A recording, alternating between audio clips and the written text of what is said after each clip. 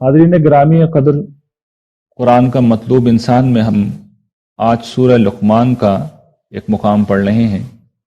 یہ آیات نمبر 12 تا 19 ہیں، اور اس میں ہم یہ دیکھیں گے کہ حضرت لقمان جو تھے انہوں نے اپنے صاحبزادے کو کیا نصیحت کی تھی۔ یہ ظاہر ہے کہ وہی مقامات ہیں جن میں اللہ تعالیٰ کی پسند ہمیں پتہ چل رہی ہے، ہمیں یہ معلوم ہو رہا ہے کہ کن چیزوں کو وہ اپنے بندوں میں دیکھنا چاہ رہے ہیں۔ تو اس مقام کو شامل کرنے کی وجہ یہ ہے کہ ایک تو یہ کہ اللہ تعالیٰ نے اسے ایک مطلوب رویے کے طور پر پیش کیا ہے، لیکن اس کی بڑی جو اہمیت ہے، بڑی سگنیفیکنس ہے، وہ یہ ہے کہ یہ جو لقمان تھے یہ کوئی پیغمبر نہیں تھے، یہ کوئی نبی نہیں تھے۔ ان کے پاس وہی ہدایت تھی جو کہ انسانی فطرت کے اندر ہوتی ہے اور جو صالحین کی روایت ہے۔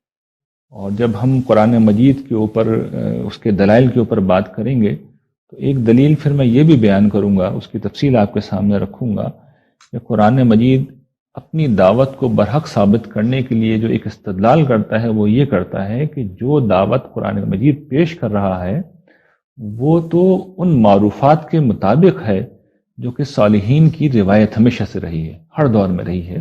یہ انسانی فطرت کے عین مطابق ہے۔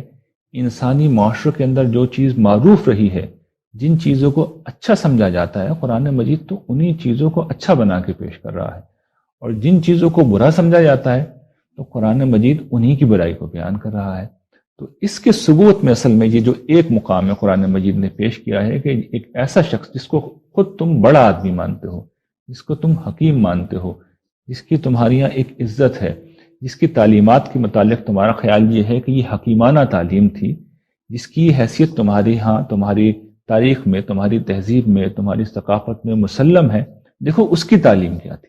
اس حیثیت سے قرآن مجید نے اسے پیش کیا ہے۔ اور یہ کون تھے اس کے بارے میں چونکہ عرب کی جو تاریخ ہے وہ مدون اس طرح نہیں ہوئی ہے، تو شخصیات کا ریکارڈ تو موجود نہیں ہے، لیکن جو روایات ہم تک پہنچی ہیں اس سے معلوم ہوتا ہے کہ ایک نقطہ نظر یہ ہے کہ یہ حبشہ سے تعلق رکھنے والی کوئی شخصیت تھے، اور دوسری رائے جو میں زیادہ قرین قیاس مجھے محسوس ہوتی کہ یہ یمن کے جو عرب کا جنوبی حصہ ہے وہاں کے کسی قبیلے کے سردار تھے، اور بڑے ان کی عرب کی روایات میں، عرب کی شاعری میں ان کا ذکر آتا ہے، اور اس حیثیت میں آتا ہے کہ کوئی بڑے آدمی تھے اور ان کی ایک حیثیت مسلم تھی، تو محسوس ہی ہوتا ہے کہ یہ دوسری بات ہی کچھ ان کے متعلق ٹھیک ہے۔ یہ کس موقع پہ نصیحت کی گئی؟ یہ محسوس ہی ہوتا ہے کہ سردار تھے، تو جس وقت یہ دنیا سے رخصت ہو رہے تھے اور اپنے بیٹے کو سرداری کا منصب یہ سونپ کے جا رہے تھے، تو انہوں نے اس موقع پر اپنے بیٹے کو کچھ نصیحتیں کی تھیں۔ تو ان کی پھر حیثیت اور بھی بڑی اہم ہو جاتی ہے کہ معاشرے کے جو اہم طبقات ہوتے ہیں، معاشرے کی جو اشرافیہ ہوتی ہے، کسی اچھے معاشرے کی اشرافیہ جو ہوتی ہے، اس کے لوگ اپنے بچوں کو کس طرح کی نصیحتیں کرتے ہیں۔ اور اسی سے پھر یہ بات بھی ہم سمجھ سکتے ہیں، اور آگے یہ چیز آ بھی جائے گی، قرآن مجید نے بھی اس کو نمایاں کیا ہے کہ والدین کو اپنی اولاد کو پھر اس طرح نصیحت کرنی چاہیے، انہیں سمجھانا چاہیے۔ تو یہ میں اب آپ کے سامنے آیات پڑھنا شروع کرتا ہوں، اور ان کا ترجمہ اور پھر ان کی شرح و وضاحت بھی ہم دیکھیں گے۔ ارشاد باری تعالیٰ ہے، وَلَقَدْ آتَيْنَا لُقْمَانَ الْحِكْمَةَ أَنِ اشْكُرْ لِلَّهِ وَمَنْ يَشْكُرْ فَإِنَّمَا يَشْكُرُ لِنَفْسِهِ وَمَنْ كَفَرَ فَإِنَّ اللَّهَ غَنِيٌّ حَمِيدٌ۔ ہم نے لقمان کو حکمت عطا کی تھی کہ اللہ کا شکر کرو، اللہ کے شکر گزار رہو، اور جو کوئی شکر گزار رہے گا، جو کوئی شکر ادا کرے گا، تو وہ اپنے آپ کے لیے ہی شکر ادا کرتا ہے، یہ اس کے اپنے لیے ہی مفید ہے، اس کا فائدہ اسی کو ہوگا، اس لیے کہ جو پروردگار عالم ہے وہ تو بے نیاز ہے اور اپنی ذات میں آپ محمود ہے۔ یہ آیات کا سادہ ترجمہ ہے۔ بات یہاں پہ کیا بیان ہو رہی ہے؟ یہ بیان ہو رہی ہے کہ اللہ تعالیٰ کہتے ہیں کہ ہم نے لقمان کو حکمت عطا کی تھی۔ حکمت کیا ہے؟ حکمت اصل میں جو کچھ مادی محسوسات، مادی حقائق ہمیں نظر آ رہے ہوتے ہیں، جو ہمارے حواس کی گرفت میں آ رہے ہوتے ہیں، ان کے پیچھے جو اصل فلسفہ ہے، جو روح ہے، جو حکمت کار فرما ہے، جو حقیقت ہے ان کے پیچھے، اس حقیقت تک پہنچ جانا۔ چیزوں کے ظاہر کے پیچھے ایک باطن بھی ہوتا ہے، اس باطن تک پہنچ جانا، یہ حکمت ہے۔ اور دیکھیے وہ کمال درجے کی حکمت ہے، یعنی اس پر سب سے بڑی حکمت تک وہ پہنچے۔ سب سے بڑی حکمت کیا ہے؟ اس کو مجھے تھوڑا سمجھانا پڑے گا، اس لیے کہ بات بڑی ہے۔ میں دیکھیے اس دنیا میں جب انسان آنکھ کھولتا ہے تو یہ دیکھتا ہے کہ یہ دنیا ایک ماں کی طرح اپنی آغوش اس کے لیے پھیلائے ہوئے ہے۔ اس کائنات نے ایک دسترخوان ہے نعمتوں کا جو اس کے لیے بچھا رکھا ہے۔ ہم اس دنیا میں آنے سے پہلے کیا دیکھتے ہیں کہ اپنے ماں کے وجود ہی کے اندر ہم پرورش کے سارے اسباب پاتے ہیں، یعنی ہم وہاں پہ غذا بھی پا رہے ہوتے ہیں، ہماری پرورش بھی ہو رہی ہوتی ہے، ہماری حفاظت بھی ہو رہی ہوتی ہے، ہمارے اعضاء قوا نمایاں ہو رہے ہوتے ہیں، بن رہے ہوتے ہیں، تشکیل پا رہے ہوتے ہیں۔ ہم ایک بدصورت اور قبیح وجود سے ایک خوبصورت اور دلکش وجود میں تبدیل ہو رہے ہوتے ہیں۔ پھر جب اس دنیا میں ہم آتے ہیں تو ہم یہ دیکھتے ہیں کہ ہمارا جسم کیا ہوتا ہے؟ ایک لوتھڑا ہوتا ہے۔ اس لوتھڑے کو بہرحال بڑھنے کے لیے، اس کو اپنی پرورش کے لیے، اس کو اپنی نگہداشت کے لیے غذا چاہیے، خوراک چاہیے۔ جو خوراک میں اور آپ کھاتے ہیں بچہ تو وہ نہیں کھا سکتا، نہ اس کے لیے ممکن ہوتا ہے، نہ اس کو دی جا سکتی ہے۔ تو اللہ تعالیٰ خصوصی اہتمام کرتے ہیں کہ اس کی ماں کے وجود کو ہی خوراک کا سرچشمہ بنا دیتے ہیں۔ یعنی اب دیکھیے ہوتا کیا ہے؟ خون، ہم جانتے ہیں انسانی جسم میں خون ہوتا ہے، جہاں پہ بھی آپ سوئی چبوئیں خون نکلے گا، خون دودھ میں تبدیل ہو جاتا ہے۔ یہ کیسا عجیب معجزہ ہے جو رونما ہو جاتا ہے، اور جب تک بچے کی ضرورت ہوتی ہے وہ خون دودھ میں تبدیل رہتا ہے، ضرورت ختم ہو جاتی ہے معاملہ ختم ہو جاتا ہے۔ کتنی حیرت انگیز بات ہے۔ ہم اس دنیا میں آتے ہیں، آپ دیکھیے کہ ہمیں سانس لینے کی ضرورت ہوتی ہے۔ ہم اس دنیا میں آنے سے پہلے ایک پانی کی دنیا میں ہوتے ہیں، ہم پانی میں گھوم رہے ہوتے ہیں، اس پانی سے نکلتے ہیں، جیسے ہی ہم اس دنیا میں تشریف لاتے ہیں اگلے لمحے میں ہمارا پورا وجود بدلتا ہے، اور وہ جو پانی میں وجود تیر رہا ہوتا ہے وہ حیرت انگیز طور پر سانس لینے لگتا ہے، اس نئی دنیا سے ایک لمحے کے اندر ایڈجسٹ کر جاتا ہے۔ یعنی کیسا عجیب معجزہ ہے سانس لینا۔ یعنی آپ غور کیجئے، ہم ماں کے پیٹ کے اندر تیر رہے ہوتے ہیں اور سانس نہیں لے رہے ہوتے ہیں۔ یہ تو سانس ہم اس دنیا میں آتے ہیں تب لیتے ہیں۔ تو بچہ جب روتا ہے تو اصل میں وہ سانس لینے کا پروسیس شروع کر رہا ہوتا ہے، اس رونے کی وجہ سے اس کے پھیپھڑے فلی فنکشنل ہو جاتے ہیں، کام کرنے لگتے ہیں۔ تو پہلا کام وہ کیا کرتا ہے؟ سانس لیتا ہے، سانس لیتا ہے۔ تو یہ حیرت انگیز طور پر کائنات پوری کی پوری اس کے موافق ہو جاتی ہے۔ پھر درجہ بدرجہ بچہ تھوڑا بڑا ہوتا ہے تو اس کو اپنی پرورش کے لیے، اپنی گروتھ کے لیے، اپنی بڑھوتری کے لیے اس سے ٹھوس غذا کی ضرورت ہوتی ہے، تو اس کے دانت نکل آتے ہیں حیرت انگیز طور پہ۔ اور کیجئے کتنی عجیب بات ہے، دانت نکل آتے ہیں، وہ غذا کو چبانے لگتا ہے۔ پھر دنیا کے اندر ساری زندگی بستر پہ تو نہیں پڑا رہ سکتا وہ، تو وہ نرم وجود، گوشت کا لوتھڑا جو ہے، اس کی ہڈیاں سخت ہونے لگتی ہیں، اب وہ چلنے لگتا ہے، وہ چیزوں کو پکڑنے لگتا ہے، وہ بھاگنے دوڑنے لگتا ہے۔ اور پھر انسان جوانی کو پہنچتا ہے، اپنے شباب کو پہنچتا ہے، تو پھر اس کے اندر کچھ تبدیلیاں آتی ہیں، اور وہ تبدیلیاں ایسی ہوتی ہیں کہ مرد اپنے پہلو سے اور عورتیں اپنے پہلو سے اس قابل ہو جاتے ہیں کہ پھر اسی سسٹم کو، وہ جس سسٹم سے گزر کے وہ اس دنیا میں آئے تھے، وہ نئی زندگیوں کو دنیا میں لانے کا سبب بن جاتے ہیں۔ یہ آٹومیٹکلی سب کچھ ہو رہا ہوتا ہے۔ یہ تو ایک پہلو ہے، یعنی یہ تو ہزار پہلوؤں سے اگر میں گنوانا چاہوں۔ آپ غذا کو لے لیجئے، آپ پانی کو لے لیجئے، سمندر کا نمکیلا پانی کس طرح اللہ تعالیٰ اسے سٹور کر کے رکھتے ہیں، اور وہ پھر گیسوں کی شکل میں، بھاپ کی شکل میں اوپر اٹھتا ہے، اور پھر بادلوں کے ذریعے سے وہ ہوا اسے ہزاروں میل دور لے جاتی ہے، پھر وہ پانی برستا ہے، اور پھر وہ کبھی کنووں کی شکل میں، کبھی زمین کے اندر جا کر، کبھی دریاؤں کی شکل میں، کبھی پہاڑوں پر برف کی شکل میں سٹور ہو جاتا ہے، اور وہ پانی پھر ہم پیتے ہیں۔ تو ان گنت مثالیں میں اگر دینا چاہوں تو یقین کیجئے گھنٹوں گزر جائیں گے، اور اللہ تعالیٰ نے جو نعمتوں کے اہتمام کر رکھے ہیں وہ ختم نہیں ہوں گے۔ تو یہ کیا ہے؟ یہ مادی حقائق ہیں، یہ ہمارے حواس کی گرفت میں آنے والی چیزیں ہیں۔ ان کے پیچھے ایک حقیقت چھپی ہوئی ہے۔ وہ حقیقت کیا ہے؟ کہ بھئی یہ سب کچھ خود بخود نہیں ہو رہا، ایک کریم ہستی نے، ایک رحیم ہستی نے، ایک مہربان ہستی نے، 70 ماؤں سے بڑھ کر چاہنے والی ہستی نے یہ تمام کر رکھا۔ تو یہ حقیقت ہے جس تک حکیم لقمان پہنچے، مجھے اور آپ کو بھی پہنچنا چاہیے، اور پہنچنے کے بعد پہلا جملہ زبان سے کیا نکلنا چاہیے؟ الحمدللہ رب العالمین، پروردگار تیرا شکریہ، تیری مہربانی، تیرا احسان۔ کوئی ہمارے ساتھ بھلائی کرتا ہے تو پہلا جملہ کیا زبان سے نکلتا ہے؟ تھینک یو، آپ کا شکریہ، آپ کی مہربانی۔ تو یہی بات ہے جو سمجھا رہے ہیں۔ تو آپ نے سمجھ لی، حکمت بھی سمجھ لی۔ حکمت کیا ہوتی ہے؟ اور آپ نے یہ بھی سمجھ لیا کہ حکمت کا پہلا ثمرہ، پہلا نتیجہ شکر کیوں نکلا، وہ اس لیے نکلا کہ محسن جو ہے پروردگار عالم ہے. اور پھر اللہ تعالیٰ یہ واضح کر رہے ہیں کہ کسی کو یہ خیال نہ ہو کہ بھئی اللہ تعالیٰ اپنا شکریہ کیوں ادا کروا رہے ہیں، کیوں شکریہ ادا کروا رہے ہیں. گرچہ یہ ساری حکمت تو واضح کر دی نا میں نے، شکریہ اخلاقی تقاضا ہے تو اس کو واضح کر رہے ہیں. نہیں، اخلاقی تقاضا نہیں ہے یہ، اس کے کچھ مادی ثمرات بھی نکلیں گے. تو وہ کہتے ہیں کہ جو ومن یشکر، جو شکر ادا کرتا ہے، فَإِنَّمَا يَشْكُرُ لِنَفْسِهِ، وہ اپنے فائدے کے لیے کرتا ہے، اپنے لیے ہی کر رہا ہے. کیوں اپنے لیے کر رہا ہے؟ اس لیے کہ شکر گزاری کے اس رویے کے نتائج پھر دنیا میں بھی نکلتے ہیں اور آخرت میں تو نکلنے ہی. دنیا میں بھی قرآن نے واضح کر دیا، لَإِن شَكَرْتُمْ لَأَزِيدَنَّكُمْ، اگر تم شکر ادا کرو گے تو میں تمہاری نعمتیں بڑھاؤں گا، اور کفر کرو گے تو پھر اس کا بھی کچھ نتیجہ ہے. اور یہاں پہ بھی بیان ہو گیا کہ اگر کفر کرو گے، ومن کفر فإن اللہ غنی حمید، تو پھر یہ اللہ محتاج نہیں ہے تمہاری شکر گزاری کا، اس سے تمہاری کوئی پرواہ نہیں ہے، اس کے کوئی معاملات چلنے بند نہیں ہو جائیں گے، کچھ نہیں ہوگا اللہ تعالیٰ کو. وہ اپنی ذات میں محمود ہے، یعنی وہ بے پرواہ، اس سے تمہاری کوئی ضرورت نہیں ہے. بڑے خوبصورت دو کمال کے یہ لفظ ہیں. غنی مطلب کیا ہے؟ اس سے تمہاری کوئی ضرورت نہیں ہے، وہ بے نیاز ہے. آپ اللہ تعالیٰ کا کوئی، آپ اس کے ملازم نہیں ہیں کہ باس اگر کوئی کام کراتا ہے، تنخواہ دیتا ہے، اور ملازمین اگر ہڑتال پہ چلے جائیں تو باس کا کام بند ہو جائے گا. اللہ تعالیٰ کا کوئی کام بند نہیں ہوگا میرے آپ کے بغیر، کوئی کام بند نہیں ہوگا. نقصان کس کا ہوگا؟ ہمارا ہوگا. وہ بے نیاز ہے. اور وہ کیا ہے؟ حمید ہے. مطلب کیا؟ کہ اسے میرے اور آپ کے شکریہ کی کوئی ضرورت نہیں ہے. وہ اپنی ذات میں محمود ہے، اسے پتہ ہے وہ کتنا خوبصورت ہے. وہ اپنی ذات میں خود اپنی تعریف کرنے کے لیے بہت ہے. اسے اپنی ذات کا بہت اچھی طرح شعور ہے.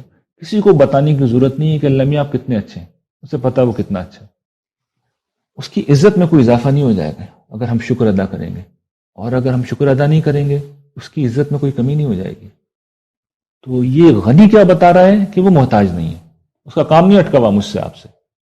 میں آپ ہڑتال کر دیں گے تو اس کی کوئی فیکٹری بند نہیں ہونے گی. اچھا، ساری مخلوقات بھی کر دیں تب بھی بند نہیں ہونے گی. فرشتے بھی چلے جائیں، آسمان و زمین میں جو کچھ ہے سب اسٹرائک پہ چلے جائیں، اسے کچھ نہیں ہونا. وہ غنی ہے، وہ ایسا غنی ہے، اور وہ اپنی ذات میں محمود ہے.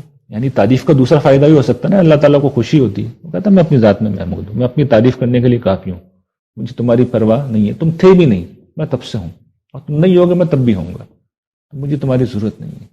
یہ جو تم شکر کرو گے اس کا تمہیں فائدہ. فائدہ کیا ہے؟ آخرت کی ابدی بادشاہی. اور جنت دیکھیے بدلہ اسی انسان کا ہے جس نے اس دنیا کی جہنم میں، یہ دنیا اصل میں اپنی کائنات اپنی نوعیت کے اعتبار سے جہنم ہے. یعنی اس زمین کو مائنس کر دیجیے آپ تو اس کے بعد ہر جگہ صرف جہنم ہی موجود ہے. یہ جو سورج ہے جس کا ٹیمپریچر کروڑوں ڈگری ہے، یہ جہنم ہے.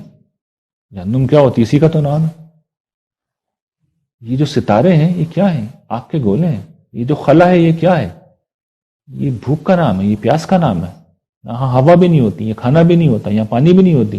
ایسی ٹھنڈ ہوتی ہے کہ آدمی ٹٹر کے مر جائے، سانس نہیں لے سکتے. یہ سب جہنم ہے. اس زمین کے علاوہ سب کچھ جہنم ہے. اس جہنم میں اللہ تعالیٰ نے ایک جنت بنا رکھی ہے، اس میں مجھے آپ کو امتحان کے لیے بسایا ہے. اور امتحان یہی ہے کہ بن دیکھے اسے پہچان کے اس کا شکر ادا کرتے ہو یا نہیں کرتے. تو اگر کر لیا تو دنیا میں بھی وہ بڑھائی آپ میں کی نعمتوں میں اضافہ کریں گے، بڑھائیں گے، اور آخرت میں تو جنت کے اعلیٰ ترین درجات کے آپ حقدار ہوں گے. تو یہ اہم ترین بات تھی، اس لیے اس کی تفصیلی میں نے وضاحت کی. کیوں شکر گزاری کی اتنی اہمیت ہے، کیوں بندگی کی اتنی اہمیت ہے. اچھا، اب آگے چلتے ہیں. آگے اللہ تعالیٰ ارشاد فرماتے ہیں کہ وَإِذْ قَالَ لُقْمَانُ لِابْنِهِ وَهُوَ يَعِظُهُ، اور یاد کرو جب لقمان نے اپنے بیٹے سے کہا اور وہ اسے نصیحت کر رہا تھا، وہ اسے سمجھا رہا تھا. یہ اصل میں وہ لفظ ہے جو اللہ تعالیٰ نے یہ اضافہ کیا ہے نا، وَهُوَ يَعِظُهُ. یہ توجہ یہ دلا رہا ہے کہ یہ جو واعظ کا کام ہے، سمجھانے کا کام ہے، نصیحت کا کام ہے، مجھے آپ کو اپنی اولاد کے ساتھ بھی کرنا چاہیے، اہتمام کے ساتھ کرنے کا کام ہے، اور اپنے اہل خانہ کے ساتھ کرنا چاہیے. ہمیں خود اس پہ توجہ دینی چاہیے، اس کو مسئلہ بنانا چاہیے کہ گھر والوں کو بھی ہمیں سمجھانا ہے. میں بتا بھی چکا ہوں کئی موقع پہ شاید کہ میں اپنے گھر میں بھی ایک درس دیتا ہوں اپنے گھر والوں کو بٹھا کے. یعنی آپ لوگ ہی نہیں، میرے اصل مخاطب تو وہی ہیں، تو آپ لوگوں کو بھی یہ کام کرنا چاہیے. ضروری نہیں کہ آپ بھی تقریر کرنے لگیں، اللہ نے صلاحیت دی ہے تو یہ کام بھی کریں، اچھی باتیں بتا دیا کریں. کچھ نہیں تو یہی باتیں سنا دیا کریں. تو یہ کرنے کا کام ہے، یہ کرنا چاہیے. وہ اس قال لقمان لابنہ، اور جب یاد کرو لقمان نے اپنے بیٹے سے کہا وہ یعظہ، اور وہ اسے نصیحت کر رہا تھا، یعنی اہتمام کے ساتھ یہ معاملہ کیا تھا. تو نصیحت کہاں سے شروع کی؟ یا بنیا، میرے بیٹے، میرے پیارے بیٹے، لا تشرک باللہ، دیکھو اللہ کے ساتھ کسی کو شریک نہ کرنا. ان الشرک لظلم عظیم، شرک بہت بڑا ظلم. یعنی انہوں نے اب جو نصیحت شروع کی ہے وہ یہاں سے کی ہے کہ میرے بیٹے، کیونکہ دیکھیے زمانہ قدیم میں سب جگہ شرک پھیلا ہوا تھا. تو ایک پاکستانی معاشرے کے اندر آپ رہ رہے ہیں، یہاں پہ شرک کے اتنے آثار نہیں ہیں، لیکن آپ فرض کر لیں ہندوستان میں رہ رہے ہیں جہاں پر ہر جگہ شرک کے آثار ہیں، تو فطری طور پہ آپ نصیحت پر یہیں سے شروع کریں گے، بیٹا شرک کے قریب بھی مت جانا.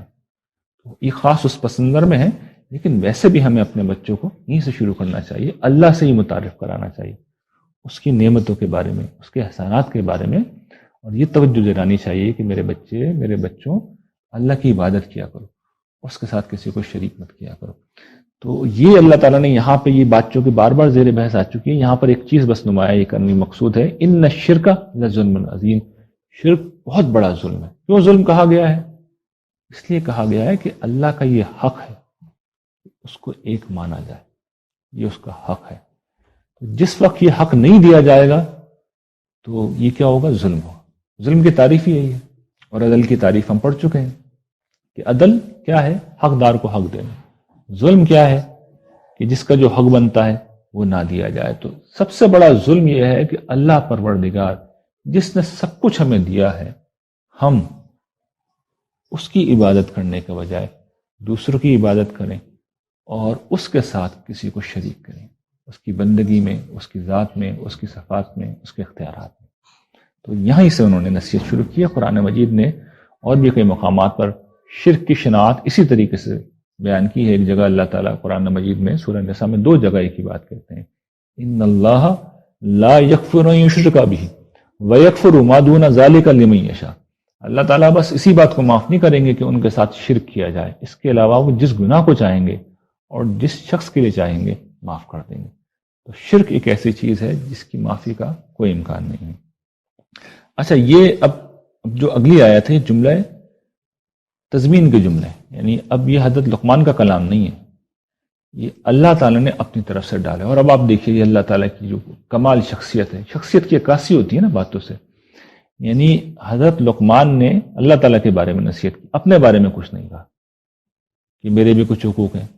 یہ ازراہ انکساری کچھ اس وقت شاید اس موقع پہ نہ کہا ہو، لیکن اللہ تعالیٰ کتنے قدردان ہیں کہ میرے بندے نے میرے بارے میں کہا تو انہوں نے سلسلہ کلام روکا. اب وہ بتا رہے ہیں کہ نہیں، ماں باپ کے بھی کچھ حقوق ہوتے ہیں، ٹھہرو سن لو. تو اب دیکھیے یہ تضمین کی آیات ہیں، اللہ تعالیٰ بھی کہہ رہا ہے، یہ حکیم لقمان کی نصیحت کا حصہ نہیں ہے. وہ کہتے ہیں وَوَصَّيْنَا الْإِنسَانَ بِوَالِدَيْهِ، ہم نے انسان کو یہ نصیحت کی ہے. یہ کیا نصیحت کی ہے؟ کہ والدین کے ساتھ حسن سلوک کریں. ہم نے یہ نصیحت کی، اس موقع پہ خاص طور پہ توجہ دلا رہے ہیں. کیوں کی ہے؟ اب وہ حقوق بتا رہے ہیں کہ کیا کیا ہے، تمہارے والدین کی کیا خدمات ہیں، اور خاص طور پر تمہاری ماں کی. حملتہ امہ وہنا علی وہن وفصالہ فی عامین ان اشکر لی ولوالدیک الی المصیر. وہ کہتے ہیں کہ دیکھو اس کی ماں نے اسے دکھ پر دکھ جھیل کے، تکلیف پر تکلیف اٹھا کے اسے اپنے پیٹ میں رکھا. ٹھیک ہے، پیٹ میں رکھا. اور پھر یہ بھی سب جانتے ہیں جب پیٹ میں رکھا تو دکھ جھیل کے ہی اسے جنا بھی. یہاں تو یہ بات بیان نہیں ہوئی ہے، یہاں مقدر ہے. دوسری جگہ پہ اللہ نے کھولا بھی ہے اس بات کو. اور پھر 2 برس کے اندر عام طور پر دودھ جو ہوتا ہے، دودھ چھڑانے کا عمل ہوا. تو وہی کہتے ہیں کہ یہ ہے والدین، یہ ہے ماں، یہ ہے باپ. تقاضا کیا ہے؟ کہ میرا بھی شکریہ ادا کرو اور اپنے والدین کا بھی شکریہ ادا کرو.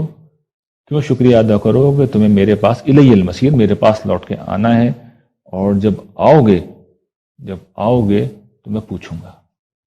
یعنی بیان تو نہیں ہوئی یہ بات یہاں پہ، لیکن اس کا حوالہ دینے کا مقصد یہ ہے کہ میرے پاس آؤ گے تو میں پوچھوں گا، سوال کروں گا. تو یہ چیز کیا ہے؟ یہ اصل میں ماں باپ کی عظمت ہے. اور یہاں پر خاص طور پہ اللہ تعالیٰ نے ماں کو بہت نمایاں کیا، بلکہ ماں ہی کو نمایاں کیا. کیوں نمایاں کیا؟ ایک تو دیکھیے اس کی خدمات زیادہ ہیں، اس میں کوئی شک ہی نہیں ہے. باپ پیٹ میں نہیں رکھتا، باپ جنتا بھی نہیں ہے، باپ دودھ بھی نہیں پلاتا. باپ بے شک بڑی محنت کرتا ہے، مال کماتا ہے، بہت کم اپنے اوپر خرچ کرتا ہے، زیادہ تر وہ اپنے بیوی بچوں کے اوپر خرچ کر دیتا ہے. لیکن ماں چونکہ 3 اضافی کام کر رہی ہوتی ہے، تو رسول اللہ صلی اللہ علیہ وسلم نے پھر اس کو بیان کیا ہے کہ ماں کا حق 3 گنا زیادہ ہے، وہ انہی 3 کاموں کی وجہ سے. یعنی ماں پیٹ میں رکھتی ہے تکلیف اٹھا کے، یہ کوئی آسان کام نہیں ہوتا. میں تو اسے اکثر بیان کرتا ہوں کہ اولاد کیا ہوتی ہے، ایک بیماری ہوتی ہے جو ماں کو لگ جاتی ہے 9 مہینے تک. ماں اس بیماری کو خوشی خوشی سہتی ہے. پھر پیدائش کا عمل بہت تکلیف دہ ہوتا ہے، وہ اس کو بھی برداشت کرتی ہے. اور پھر یہ جو دودھ پلانا ہے، یہ کوئی آسان کام نہیں ہوتا. یعنی بچہ سونا نہیں دیتا بعض اوقات، اسے تو بھوک لگے گی اور 2 گھنٹے بعد بھی لگے گی، تو وہ سوتے میں سے اٹھا دیتا ہے. نہ آپ نیند لے سکتے ہیں، نہ سکون ہو سکتا ہے آپ کو. ہر وقت آپ کی توجہ اسی کے اوپر رہے گی کہ بچہ بھوکا نہ رہے. تو یہ کیا ہے؟ یہ ماں کی بہت بڑی خدمت ہے. تو رسول اللہ صلی اللہ علیہ وسلم نے اسی طرف توجہ دلائی ہے کہ پھر ماں کا حق 3 گنا ہے. اور پھر عام طور پہ ہوتا بھی یہی ہے، ماں صنف نازک بھی ہے، کمزور بھی ہے، دل بھی چھوٹا ہوتا ہے ماؤں کا. ظاہر بات ہے معاشی طور پہ بھی وہ ڈیپینڈنٹ ہوتی ہیں. باپ بالعموم مرد پہلے مر جاتے ہیں جرائم میں، حادثات میں. ان کی جو فطری طور پہ عمر ہوتی ہے وہ بھی کم ہوتی ہے، کم جیتے ہیں. تو ماں عام طور پہ باقی رہ جاتی ہے. اس کے برعکس بھی ہوتا ہے، عام طور پہ مائیں باقی بچتی ہیں. تو یہ سارے پہلوؤں سے توجہ دلائی ہے کہ ماں کا زیادہ خیال کرو. تو رسول اللہ صلی اللہ علیہ وسلم نے بھی اس کی طرف توجہ دلائی ہے. دونوں کا ہی بہت حق ہے. یعنی ماں کے قدموں تلے جنت ہے، تو باپ کے بارے میں بھی یہ کہا گیا جنت کا دروازہ ہے، لیکن ماں کا بہرحال حق بہت زیادہ ہے. اور اس کو جن لوگوں کو ملی ہے ماں، ان کا نصیب ہے، خوش نصیب ہے وہ. استثناء کیا ہے؟ استثناء کیا ہے؟ وہ یہ ہے کہ جو اس دور میں عرب میں ہو رہا تھا، وَإِن جَاهَدَاكَ عَلَىٰ أَن تُشْرِكَ بِي مَا لَيْسَ لَكَ بِهِ علم، کہ اگر وہ تجھے مجبور کریں کہ اس بات پہ کہ میرے ساتھ کسی کو شریک کرو اور جس کا تمہیں کوئی علم نہیں ہے، کوئی دلیل نہیں ہے.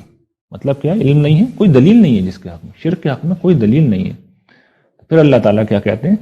فَلَا تُطِعْهُمَا، پھر ان کی بات نہ ماننا، پھر ان کی بات نہ ماننا. وَصَاحِبْهُمَا فِي الدُّنْيَا مَعْرُوفًا، ہاں دنیا میں ان کے ساتھ اچھے طریقے سے، بھلے طریقے سے معاملہ کرتے رہنا. یعنی معاملہ اپنا غلط نہیں کرنا، معاملہ ٹھیک رکھنا، لیکن والدین کی بات پھر نہیں ماننی. اس معاملے میں آپ کو سٹینڈ لے لینا ہے. اور یہ قرآن نے توجہ دلائی ہے. اور اسی طریقے سے باقی معاملات میں بھی یہ ہے کہ اگر وہ کسی ظلم کی طرح، مسلمہ برائی کی طرف بلا رہے ہیں، تو پھر والدین کے خلاف بھی ہمیں سٹینڈ لینا چاہیے، لیکن یہ مسلمہ برائی ہونی چاہیے. عام طور پر بالعموم والدین اس طرح نہیں کرتے، لیکن گھروں میں ہوتا ہے جب جھگڑے ہوتے ہیں تو والدین بارہا یہ کرتے ہیں. ایک مثال ہے کہ بہوؤں کے خلاف بڑے سخت اسٹیپ لیتے ہیں اور معاملہ بعض اوقات ظلم و زیادتی کی طرف چلا جاتا ہے. تو اس وقت پھر انسان کو اسٹینڈ لینا چاہیے. اور بھی 10 شکلیں ہو سکتی ہیں، میں نے تو ایک عام جو ہماری مثال دی ہے ہوتا ہے اس کی ایک مثال دی ہے. ظلم میں ساتھ نہیں دینا چاہیے. یہ جو ہمارے یہ کہا جاتا ہے کہ بیوی کو طلاق دے دو، ماں باپ کہیں تو دے دینی چاہیے، کم سے کم قرآن مجید اس طرح کی کوئی بات تائید نہیں کرتا. تو یہ ہمیں سمجھ لینا چاہیے کہ ماں باپ کا حق سر آنکھوں پہ، خدمت اسی طرح رہے گی، حسن سلوک ویسا ہی رہے گا، لیکن گناہ اور شرک اس دن سے ان جیسے کاموں میں والدین کی پیروی نہیں کی جا سکتی. پیروی کس کی کرنی ہے؟ وَاتَّبِعْ سَبِيلَ مَنْ أَنَابَ إِلَيَّ، پیروی انہی لوگوں کی کرنی ہے جنہوں نے میری طرف رجوع کیا ہے. ثُمَّ إِلَيَّ مَرْجِعُكُمْ، کیوں؟ کیونکہ پھر تمہیں لوٹ کے میرے پاس ہی آنا ہے، تمہارا لوٹنا میری ہی طرف ہے. فَأُنَبِّئُكُمْ، تو پھر میں تب تمہیں بتلا دوں گا، بِمَا كُنْتُمْ تَعْمَلُونَ، جو تم کرتے رہے، جو تم دنیا میں کرتے رہے سب بتا دوں گا تمہیں.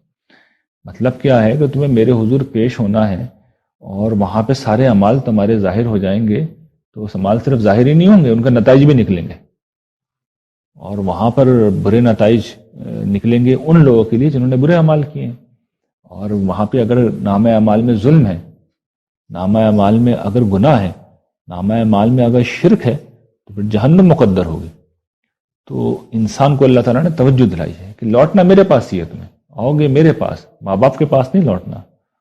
ماں باپ کو بھی میرے پاس آنا ہے، تمہیں بھی میرے پاس آنا ہے. تو میں تمہیں بتا دوں گا تم کیا کرتے رہے، اور جو کرتے رہے پھر اس کے نتائج بھی تمہیں بھگتنے ہوں گے. تو رجوع کس کی طرف کرنا ہے، پیروی کس کی کرنی ہے، بات کس کی ماننی ہے؟ اصلاً تو رسول اللہ صلی اللہ علیہ وسلم، اشارہ انہی کی طرف ہے، اور صحابہ کرام جو ان کی پیروی کر رہے تھے دین توحید کی طرف بلانے والے لوگوں کی. جو صحیح عقیدے پہ کھڑے ہوئے ہیں، صحیح عمل کے اوپر کھڑے ہوئے ہیں، پیروی انہیں کی کرنی ہے آپ، اگر پیروی کرنی ہے۔ اچھا، یہاں سے یہ اب آگے معاملہ چلتا ہے، تضمین کی آیات ختم ہو گئی یہاں پر، اب سلسلہ کلام ان کی نصیحت کی طرف واپس لوٹ کے آ گیا۔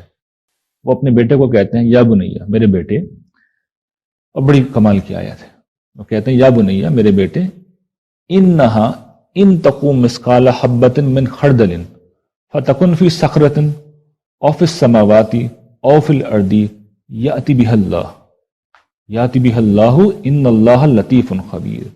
میرے بیٹے دیکھو، اگر رائی کے دانے کے برابر بھی کوئی چیز ہے، کوئی عمل ہے، اور وہ کسی گھاٹی میں کیا ہو، تم نے کسی چٹان پہ ہو، آسمانوں میں ہو، زمین پہ کہیں ہو، کہیں بھی ہو، اللہ لے آئے گا اسے۔ کب لائے گا؟ روزہ قیامت۔ کیوں؟ اللہ تعالیٰ بہت باریک بین ہے اور ہر چیز کی خبر رکھتا ہے۔ یعنی باریک بین کا مطلب یہ، تم کچھ بھی کرو، کہیں بھی کرو، اس کی نگاہ سے پوشیدہ نہیں رہ سکتا، اور ہر چیز کی اس کو اطلاع ملتی ہے، اس کو خبر رہتی، دیکھ بھی رہا ہے، اس تک رپورٹس بھی پہنچ رہی ہیں۔ تو سب کچھ، میں تو توجہ دلاتا ہوں، یہ قرآن مجید نے تو صرف اتنی بات کہی تھی اس زمانے کے لوگوں کے حوالے سے کہ وہ لکھتے ہیں، کرامن کاتبین لکھ رہے ہیں، لیکن اس زمانے کے لوگوں کے اعتبار سے اگر قرآن مجید آج نازل ہوتا تو اللہ تعالیٰ یہ سمجھاتے لوگوں کو کہ تمہاری ویڈیو بھی بنتی ہے، آڈیو بھی ریکارڈ ہو رہی ہے، جس طریقے سے ہم بناتے ہیں اپنی ویڈیو، جس طریقے سے ہم ریکارڈ کرتے ہیں، آڈیو ریکارڈ کرتے ہیں، ویڈیو ریکارڈ کرتے ہیں، تو سب کچھ ہو رہا ہے، اور اللہ تعالیٰ پوری فلم چلا دیں گے ہماری قیامت کے دن، جو کچھ بھی ہم نے کیا۔ اور کیوں؟ اس لیے کہ کہیں پہ بھی چھپ کے کریں آپ، آسمان میں کہیں بھاگ جائیں، زمین میں کہیں چھپ کے کریں، تو اللہ سے کوئی پوشیدہ نہیں۔ یہ ہے کیا چیز اصل میں؟ یہ احساس کیا ہے؟ خدا کے علم سے یہ ڈرتے رہنا ہے، یہ اصل میں کیا ہے؟ یہ تقوی کی اساس ہے۔ یہ خلوت اور جلوت میں، تنہائی اور مجلس میں، یہ محفل میں اور اکیلے پن کے اندر، یہی چیز ہے جو انسان کو محتاط رکھتی ہے، اور اسی بنیاد پر انسان اپنے رویے کو ٹھیک رکھتا ہے کہ اللہ ہے، وہ دیکھ رہا ہے، اس سے خبر ہے۔ وَمَن يَعْمَلْ مِثْقَالَ ذَرَّةٍ خَيْرًا يَرَهُ وَمَن يَعْمَلْ مِثْقَالَ ذَرَّةٍ شَرًّا يَرَهُ۔ رائی کے دانے کے برابر بھی کوئی چیز ہے، ذرہ برابر بھی کوئی چیز ہے، تو قیامت کے دن دیکھ کے رہو گے، نیکی ہو تب بھی اور برائی ہے تب بھی۔ تو یہ چیز پھر انسان کو اصل میں متقی یہ چیز بناتی ہے، کچھ بھی نہیں چھپ رہا، سب اوپن کر دیا جائے گا، اور اگر غلطی ہو جائے تو پھر یہی چیز ہے جو توبہ کی طرف لے کے آتی ہے، پروردگار معاف کر دیجیے، غلطی ہو گئی، کمزور ہوں، گناہ گار ہوں، یعنی ہم سب انسان ہیں، کوتاہیاں ہم سب سے ہوتی ہیں، لیکن آدمی میں رجوع کا جذبہ پھر یہاں سے پیدا ہوتا ہے کہ جذبات میں آ کے ہو تو گیا معاملہ، لیکن بہرحال اللہ تعالیٰ موجود ہے۔ پھر وہ کہتے ہیں یا بنیا، میرے بیٹے، اقیم الصلاۃ، نماز قائم کرو۔ اب یہ وہ سمجھا رہے ہیں کہ شکر گزاری کے کیا تقاضے ہیں، اور اللہ کے علم سے ڈرتے رہنے کے اور تقوی میں جینے کے کیا تقاضے، پازیٹو تقاضے کیا ہیں۔ سب سے پہلی چیز نماز قائم کرو۔ نماز کیا ہے؟ یہ بندگی کی زندگی ہے، یعنی یہ خدا کو یاد رکھنے کا عمل ہے۔ اصل مطالبہ تو یہ نا ذکر کثیر، اور ہم تو یہ جانتے ہیں، یہ بات ابھی تفصیل سے ڈسکس کی ہے کہ شکر گزاری، کس درجے کی شکر گزاری ہمیں کرنی چاہیے، جس کا مطالبہ ہے کہ ساری دنیا کی نعمتیں، ادھر ہم دنیا میں آتے نہیں ہیں، نعمتوں کے انبار تیار ہوتے ہیں، تو حق تو یہ ہے کہ ہر لمحہ ہم سجدے میں پڑے رہیں، لیکن ظاہر ہے کہ یہ نہیں کر سکتے۔ تو اللہ تعالیٰ نے کیا آسانی کی ہے کہ ہمارے لیے کچھ پہر مقرر کر دیے ہیں نمازوں کے۔ اب آپ دیکھیے کہ یہ جتنے بھی نمازیں ہیں، یہ اصل میں کیا ہیں؟ ہر پہر کے اوپر ایک نماز ہے۔ فجر ایک پہر ہے، پہلا پہر ہے۔ ظہر، جسے اردو میں ہم کہتے ہیں دوپہر، دوسرا پہر ہے۔ عصر تیسرا پہر ہے، سپہر جسے ہم کہتے ہیں۔ مغرب چوتھا پہر ہے۔ 4 پہر یہ ہو گئے، عشاء 5واں پہر ہے، اور پھر 3 پہر ہمارے سونے اور آرام کرنے ہیں۔ ہر پہر کے اوپر اللہ تعالیٰ نے ایک نماز رکھ دی ہے۔ دن میں 8 پہر ہوتے ہیں۔ زمانہ قدیم میں لوگ اصل میں ایسے حساب رکھتے تھے پہروں کے اندر، یہ صبح ہے، دوپہر ہے، سپہر ہے، 4 حصے دن کے کر دیے تھے، 4 حصے رات کے، 3 حصے لوگ سوتے تھے اور 5 حصے میں عام طور پر جاگتے تھے۔ تو یہ تقسیم آج بھی ہے۔ تو اللہ تعالیٰ نے ہر پہر کے اوپر اپنی یاد کا ایک اہتمام کر دیا۔ تو لوگ سوال کرتے ہیں نا، یہ کیوں نمازیں 5 فرض کی؟ اس کی حکمت مصلحت میں نے آپ کے سامنے اس وقت رکھ دی ہے۔ یہ نماز یہ کام کر رہی ہوتی ہے کہ شکر تو ہر لمحے میں ہونا چاہیے، میں نے ہر پہر پہ رکھ دیا. یاد تو ہر لمحے میں ہونی چاہیے، میں نے ہر پہر پہ رکھ دی. تو یہ اللہ تعالیٰ نے اہتمام کیا. پھر دوسری بات وہ توجہ دلاتے ہیں، وامر بالمعروف ونہا عن المنکر، کہ اگلا کام کیا ہے؟ نیکی کا حکم دو اور برائی سے روکو. یہ خاص طور پر چونکہ وہ سرداری کے منصب پہ تھے تو ان کی تو خصوصی ذمہ داری ہوتی ہے. جو لیڈرز ہوتے ہیں عام لوگوں کے لیے بھی قرآن یہ تقاضا بیان کرتا ہے تواصی بالحق تواصی بالصبر کے عنوان سے، کہ اگر کوئی خیر و شر کا معاملہ ہے، معروف و منکر کا معاملہ ہے، یعنی معروف و منکر، خیر و شر اور حق و باطل کا معاملہ ہے، الفاظ قرآن نے یہ استعمال کیے، تواصی بالحق، امر بالمعروف و نہی عن المنکر. یہ مسلمات ہوتے ہیں، یہ مسلمہ برائیاں ہوتی ہیں، کوئی اجتہادی معاملہ نہیں ہوتا. یعنی ایسی برائی جس کا برا ہونا سب کو معلوم ہے، ظلم ہو رہا ہے، صراحت کے ساتھ نظر آ رہا ہے ظلم ہو رہا ہے. تو کیسے کوئی خاموش رہ سکتا ہے؟ بتانا پڑے گا، یا غلط کر رہے ہیں رکیں، سمجھانا پڑے گا. اجتہادی معاملات نہیں ہیں، اس میں شریعت بھی شامل نہیں. یعنی اس کی اپنی اہمیت ہے، اس کی طرف بھی توجہ دلانی چاہیے، اس کی طرف بھی بلانا چاہیے. یہ اصل میں فطرت کے مسلمات ہیں، فطرت کے مسلمات. اور ظاہر ہے کہ مسلم معاشرے میں اس پہلے سے شریعت شامل ہو جاتی ہے کہ جو اللہ کا حکم ہے وہ سب کے نزدیک مسلم ہے. جہاں سبھی لوگ اس بات کو مان رہا ہوں تو پھر وہاں بھی توجہ دلانی چاہیے. لیکن اصلاً اس میں وہ اخلاقی مطالبات ہیں جو بالعموم انسانی معاشرے میں جن کو مسلمہ طور پر ایک سچائی کے طور پر مانتے ہیں، تو ان کی طرف توجہ دلائی گئی. اور پھر یہ کہا گیا وَاصْبِرْ عَلَىٰ مَا أَصَابَكَ وَاصْبِرْ عَلَىٰ مَا أَصَابَكَ إِنَّ ذَلِكَ مِنْ عَزْمِ الْأُمُورِ، کہ دیکھو پھر اس راہ میں، یعنی خاص طور پہ ویسے تو صبر کئی مواقع ہوتے ہیں، مصائب آ گئے اس پہ صبر، نفس و شیطان کی ترغیبات ہیں اس پہ صبر، حادثات ناگہانیاں ہیں اس پہ صبر، لوگوں کی طرف سے ایذا پہنچ رہی اس پہ صبر. لیکن یہ خاص طور پر جس پس منظر میں بات کہی جا رہی ہے کہ جس وقت انسان امر بالمعروف اور نہی عن المنکر کرنے کے لیے کھڑا ہوتا ہے تو دیکھیے آپ کو پھر ریزنمنٹ کا سامنا کرنا پڑتا ہے، آپ کو مزاحمت کا سامنا کرنا پڑتا ہے، لوگوں کی طرف سے رد عمل آتا ہے، لوگ پھر کھڑے ہوتے ہیں. آدمی یہ بولتا ہے کہ بھئی میں کیوں اپنی پوزیشن کو خراب کروں، میں کیوں کسی کے معاملے میں ٹانگ ڈالوں اس لیے کہ لوگ برا بھلا پھر مجھے سننے کو ملے گا. اچھا لوگ اس موقع پہ تو شاید خاموش ہو جائیں، مجھے بھی پھر فیتہ لے کے لوگ اسی طرح ناپنے لگیں گے، خام خواہ میں بھی نشانے پہ آ جاؤں گا. قرآن کہتا نہیں، آتے ہو نشانے پہ تو آ جاؤ، آپ غیر جانبدار نہیں رہ سکتے. حق و باطل کی اگر جنگ ہو رہی ہے تو آپ پھر غیر جانبدار نہیں رہ سکتے، آپ کو کوئی سائیڈ لینی ہوگی. اور پھر قرآن یہ کہتا ہے پھر اس راہ میں جو مشکل آئے اس کو برداشت کرو. تو یہ قرآن مجید کی نصیحت ہے، اور یہ قرآن مجید اللہ تعالیٰ اپنے بندوں کو سمجھاتے ہیں اور یہ کہتے ہیں کہ یہ بہت بڑی بات ہے، یہ وہ باتیں جن کی بڑی تاکید کی گئی ہے، یہ بہت بڑی ہمت کا کام ہے. یہ سارے کام جو ہیں یہ بڑی چیزیں، یہ کوئی معمولی بات نہیں، خاص طور پر یہ آخری کام. پھر یہ تو کیا تھے؟ مثبت چیزیں تھیں، شکر گزاری کی مثبت تقاضے. اب کچھ منفی چیزیں بھی ہوتی ہیں، اس سے روکا گیا ہے. وہ کرنا تھا ڈوز تھے، یہ ڈونٹس آ رہے ہیں. یہ بڑا خوبصورت تعبیر ہے، لفظی مطلب تو اس سے مراد نہیں ہے، مراد یہ لوگوں سے بے رخی سے پیش نہ، اپنے گال نہ پھلا. لفظی مطلب تو یہ، اصل مفہوم یہ لوگوں سے بے رخی سے پیش نہ ہو، منہ مت پھیرو. ولا تمشی فی الارض مرحا، اور زمین میں دیکھو اکڑ کے مت چلو. یہ کیا چیز ہے؟ متکبر انسان دو ہی طریقے سے بہیو کرتا ہے. عام لوگ، غریب لوگ، کمزور لوگ جب اس کے سامنے آتے ہیں تو بے رخی سے برتاؤ کرتا ہے. یہ کون لوگ ہوں گے مجھ سے آ کے کیوں میرا وقت ضائع کر رہے ہیں، میرے پاس تو وقت نہیں ہے.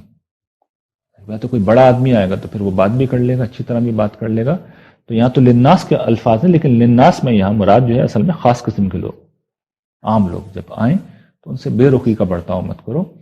اور یہ تو لوگوں کے ساتھ معاملہ کرتے وقت ہو، ویسے بھی عام حالات میں بھی اکڑ کے مت چلو. پیچھے بھی یہ چیز آ چکی ہے سورہ بنی اسرائیل میں، ہم نے دیکھا تھا تکبر، خدا کی زمین پر تکبر کرنا سب سے بڑا جرم ہے. اس لیے کہ اول تاخر خدا کے انعامات، اس کی مہربانیاں، اس کے احسان، کسی کی کیا اوقات ہے، کسی کی کیا حیثیت ہے کہ وہ اس زمین پہ اکڑ کے چلے. یہ حق صرف اللہ تعالیٰ کو ہے کہ وہ اپنے آپ کو بڑا سمجھے، بزرگ و برتر سمجھے. کوئی اور چلے گا تو وہ اللہ تعالیٰ کو چیلنج کر رہا ہے. اس لیے بہت بہت بڑا جرم ہے. اور اس لیے اللہ تعالیٰ نے کہا ہے کہ ان اللہ لا يحب کل مختال فخور. اللہ تعالیٰ کسی اترانے والے، کسی خود پسند، کسی فخر جتلانے والے، کسی متکبر انسان کو پسند نہیں کرتے. پسند نہیں کرتے مطلب نفرت کرتے ہیں. اس لیے کہ یہ ان کو چیلنج کرنے کے مترادف ہے، یہ ان کا حق ہے. بڑائی جتلانا، اپنے آپ کو بڑا سمجھنا، یہ ان کا حق ہے، یہ ان کی صفت ہے کہ وہ متکبر ہیں، المتکبر ہیں۔ انسان کسی صورت یہ کام نہیں کر سکتے۔ تو انسانوں کو کیا کرنا چاہیے؟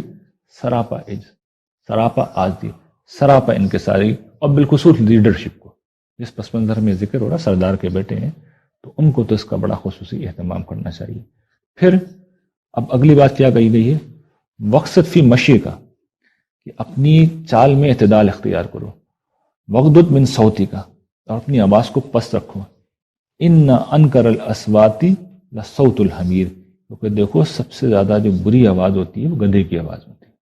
کیا سمجھانا ہے اللہ تعالیٰ؟ یہ وہی ہے نا، سورہ فرقان میں ہم پڑھ چکے ہیں، وعباد الرحمن الذین یمشون علی الارض ہونا، تو وہاں جو ہون کہہ کے بات کہی گئی تھی، عاجزی کی چال چلتے ہیں، تو قرآن نے اسے یہاں پہ واضح کر دیا کہ مریل چال چلنا مراد نہیں ہے، مطلب یہ کہ اکڑ کے مت چلو، درمیانی چال، اعتدال کے ساتھ چلو، اور لوگوں سے چیخ چیخ کے بلند آواز سے بات نہ کرو۔ یہ اصل میں متکبرین کا خاص اسٹائل ہوتا ہے کہ لاؤڈ تھنکنگ ہونا تو خیر اچھی بات ہے، لیکن وہ لاؤڈ اسپیکر کی طرح بھی بات کرتے ہیں، لوگوں کو دبانے کے لیے، لوگوں کو ذلیل کرنے کے لیے، لوگوں کے اوپر جب دھاڑتے ہیں، چیختے ہیں، چلاتے ہیں تو لوگ سہم جاتے ہیں۔